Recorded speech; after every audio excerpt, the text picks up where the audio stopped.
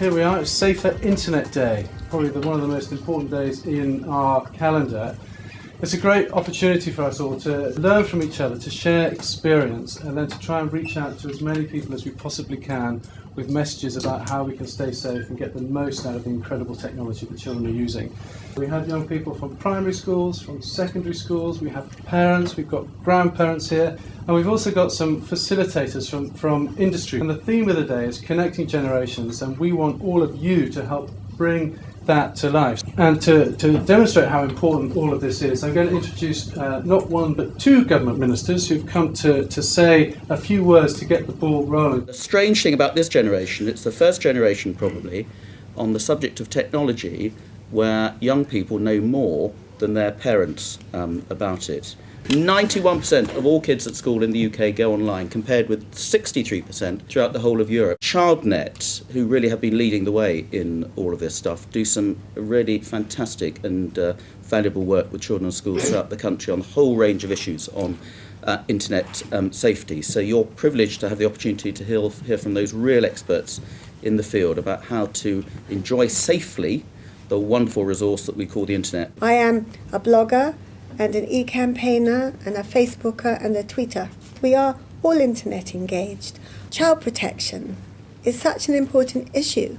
It is so important that we keep children safe and to minimise the risks without spoiling in any way the absolute magnificence of the information highway, which has so changed all of our lives for the better. My name is Lindsay. I'm Gareth. We both work for ChildNet. We've got lots of exciting things to do this morning, and everything we do today will prepare you for the afternoon when we go to the Houses of Parliament, which is very exciting. So we want to find a little bit more about you and what you like to do online, because when you go online, you leave a trail, a bit like leaving footprints in the snow. So we're going to have a little think in a second about your digital footprint, the things that you like to do, and the sites and services you like to use or go to.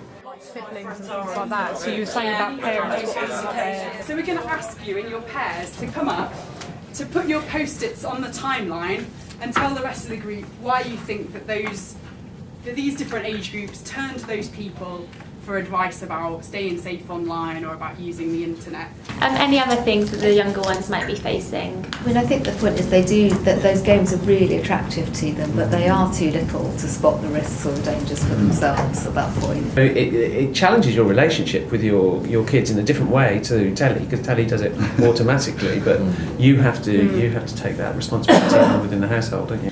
Do you feel relatively comfortable with this age group if you're having to deal with situations because you're actually thinking, I've been through it, it's just a different platform for it? I don't think there's much of a difference now. It's the audience. I really appreciate all of you giving up your lunch times to come along and to learn more about being a 21st century parent. Because I think everyone will agree that the internet brings amazing opportunities to your children, to your grandchildren, but at the same time, as parents, it can present a challenging situation to navigate through, I think. As soon as your children start taking an interest in the internet, that's when you need to start getting safety messages into them, helping them to use the internet responsibly, but making sure that children know that things can go wrong on the internet.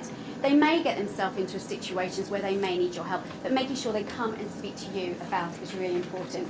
So as parents, make sure that the safety messages you're sharing with your children offline, you need to transfer them to the online world as well, really important. But here we have kind of the centrepiece of our day, the connecting generations coming to life. And we have children here from primary schools and secondary schools, and we have a parents and grandparents panel, and we're going to hear a little bit from them. But without further ado, I'd like to hand over and introduce our host, Alan Michael MP, who has kindly offered to provide us with the facilities today and look after us. Well, thanks very much indeed, and it's a delight to see you all here. This room gets used for all sorts of things, and this is one of the better uses. It's particularly great to see so many children and young people here taking part. Safer Internet Day has been celebrated worldwide, but I think ChildNet internationally and particularly in the UK has been at the centre of making this an important day. I'm impressed by the fact that we have people from all generations here.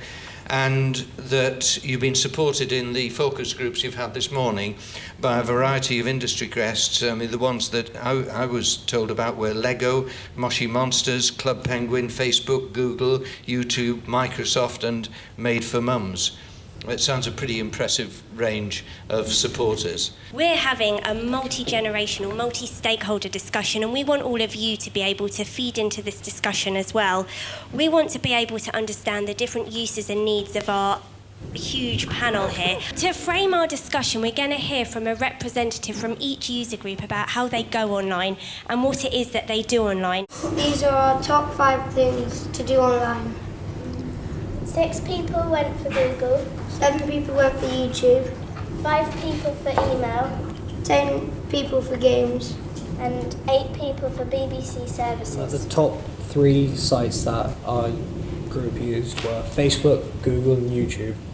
And for ways people access the internet were mainly through their phones, their iPods and like laptops. In the parents group we found that most of us use Google, we do our banking online, Facebook for friends and family, and entertainment, television, music, films. And can I come to the teens? How would you like to be supported online?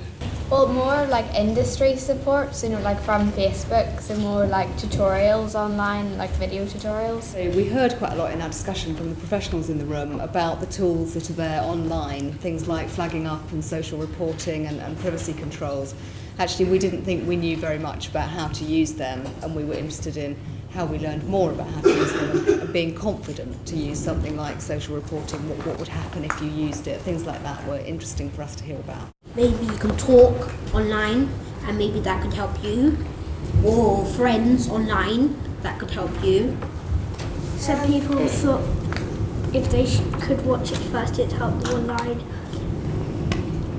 And some people thought that there are quite a few websites that would help you online. Certainly for me, it really helped this afternoon just to have somebody face-to-face tell me that they existed. So one of the things we talked about was whether schools might talk to parents about some of this stuff, and whether that was one way of just nudging us in the direction of finding out more. Once you know where to look, it's reasonably intuitive to go look for it and find it and do it. But sometimes you need that little prompt to know it's there to go and find it. Don't give away personal information to anyone.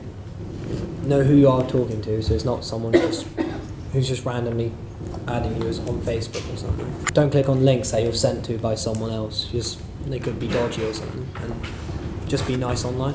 We had quite a few responses, but generally it was felt that it was an organic process in terms of talking to our children as they were using the internet, and sometimes with them and discussing the things that cropped up. It was really sort of reactive to things that came up as they became older and things affected those young people. I think it's possible to have the rules and lists for what every family considers to be their rules, but whether there was something more solid and industry-wide would be a little better. But yes, the conversations only tend to come up when the problems arise. Is this something you talk about with grandchildren, internet safety?